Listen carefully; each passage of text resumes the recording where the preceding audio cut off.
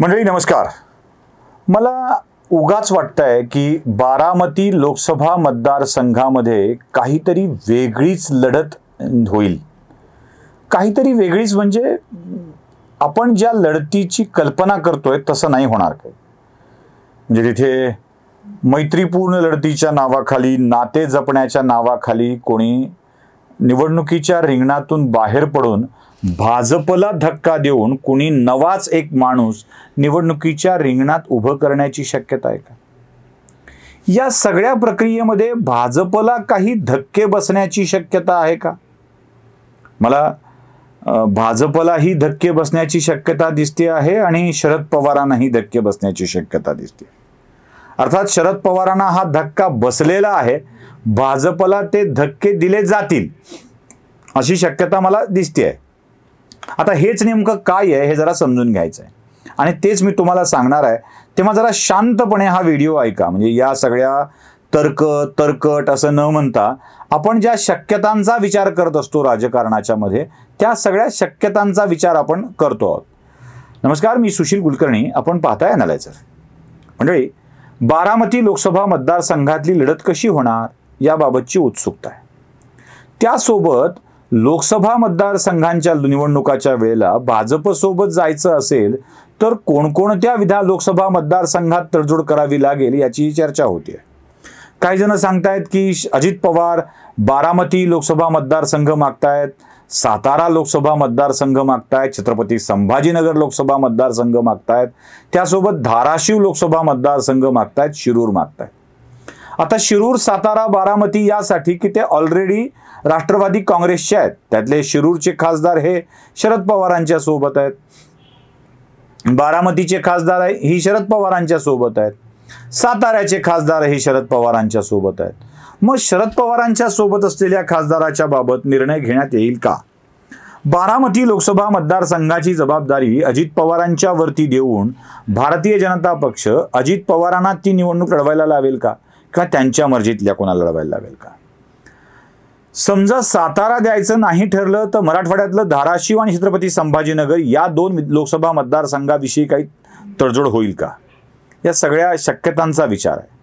आता येऊया बारामती या मुख्य लोकसभा मतदारसंघावरती. एक लक्षात घ्या की आजच्या घडीला शरद पवार गटाची अवस्था वाईट आहे.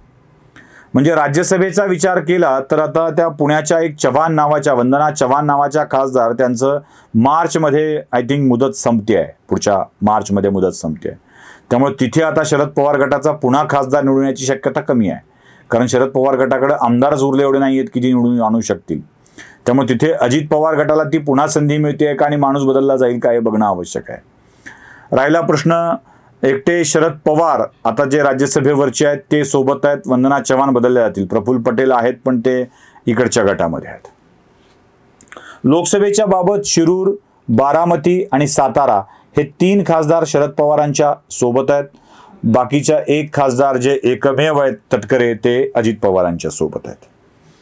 यामध्ये आता पुन्हा विजयाच्या शक्यता आणि राज्यसभेत पुन्हा निवडून येणाऱ्या लोकांची संख्या बघितली तर दिल्लीमध्ये सुप्रिया सुळे एकटं पडण्याची जास्त शक्यता आहे.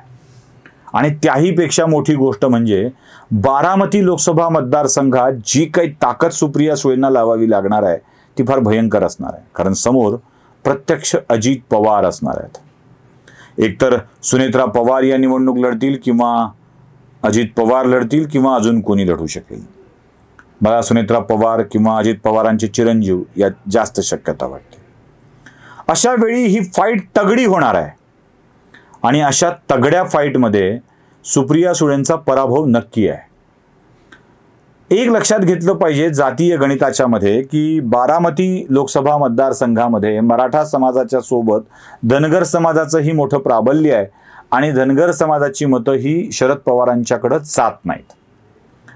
अशा वेळी सुप्रिया सुळे भाजपला धक्का देण्याचा आणि स्वतःला सेफ करण्याचा एक नवा डाव खेळू शकतात.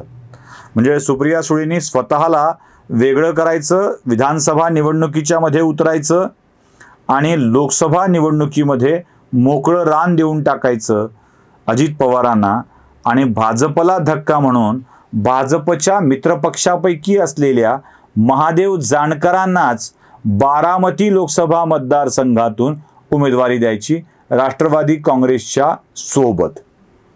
म्हणजे धनगर समाजाच्या मतांमध्येही प्रभाव टाकता येऊ शकेल. बळी गेलाच तर तो जानकरांचा जाईल. जानकरांनी राष्ट्रवादीच्या मतासोबत धनगर समाजाची अतिरिक्त मतं मिळवली तर जानकर विजयी होतील. नाही तर पराभूत झाले तर त्यांचा प्रश्न आहे. आपल्याला धोका व्हायचं कारण नाही. अशी एक नवी खेळी खेळली जाऊ शकते. अर्थात ही खेळी खेळताना अजून धाराशिवच्या जागेचा विचार देखील केला पाहिजे. इथे भाजपला दुसरा धक्का बसू शकतो. आता भाजपमध्ये आलेले, राष्ट्रवादी काँग्रेस सोडून भाजपमध्ये आलेले राणा पाटील जे आहेत त्यांना अजित पवार गटामध्ये प्रवेश मिळू शकतो आणि अजित पवार गटांच्याकडून त्यांच्या पत्नी लोकसभेच्या रिंगणात उभं राहू शकतात. एक लक्षात घ्या, भाजपमध्ये एका लोकसभा मतदारसंघात किंवा एका क्षेत्रामध्ये, एका जिल्ह्यामध्ये एकाच परिवारातील 2-2 व्यक्तींना उमेदवारी द्यायची नाही असा निर्णय झालेला आहे. त्यामुळं राणा हे तुळजापूर विधानसभा मतदारसंघातून विजयी होतात. त्यांच्या पत्नीला उमेदवारी भाजप देईल की नाही सांगता येत नाही. त्यामुळे त्यांच्या पत्नीला उमेदवारी देताना दादांचा पक्ष कामाला येऊ शकतो अशी अटकळ बांधली जाऊ शकते. किंवा सुनेत्राताई या त्याच धाराशिवच्या लेक आहेत, त्यांनाही तिथे उभं केलं जाऊ शकतं. त्यामुळे भाजपला हा दुसरा धक्का असू शकतो. भाजपला हा धक्का लागणार आहे का हे देखील तपासलं पाहिजे. तिसरा भाजपला धक्का लागण्याची मला जास्त शक्यता दिसते आहे, ती म्हणजे छत्रपती संभाजीनगर लोकसभा मतदारसंघामध्ये. छत्रपती संभाजीनगर लोकसभा मतदारसंघामध्ये भारतीय जनता पक्षाचे केंद्रीय राज्यमंत्री भागवत कराड हे आपल्या लोकसभा निवडणुकीची तयारी करतायत आणि पक्षाने आपल्याला सूचना केली आहे असा त्यांचा दावा आहे. अशा वेळी अजित पवार गटाने देखील इथे आपला दावा सांगत विधान परिषदेचे आमदार सतीश चव्हाण यांना मैदानात उतरविण्याचा प्रयत्न केला आहे. वास्तविक सतीश चव्हाण हे परत धाराशिव जिल्ह्यातले येतात, लोहारा तालुक्यातले, पण त्यांचा आता इकडचा वावर जास्त असल्यामुळे, ते छत्रपती संभाजीनगरकर झाल्यामुळे त्यांना इथून लढण्यामध्ये जास्त इंटरेस्ट आहे. तसा शिवसेनेचा देखील दावा या जागेवरती आहे, कारण परंपरागतरित्या ही जागा शिवसेना जिंकत आलेली आहे. पण भाजप काय, शिवसेना काय यांच्याकडे प्रबळ उमेदवार सापडत नाही. त्यामुळे संभाजीनगरमध्ये भाजपला या जागेवरचा अधिकार सोडावा लागू शकतो. हा एक धक्का भाजपच्यासाठी असू शकतो. अजून एक धक्का आहे सातारचा.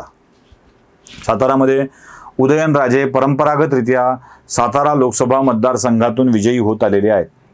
उदयनराजेचा फॅक्टर तिथे चालत आला आहे, पण शरद पवारांनी एक बीजपावसातली सभा घेऊन उदयनराजेंना पराभूत करून तिथे आपले खासदार निवडून आणले होते, श्रीनिवासराव पाटलांना.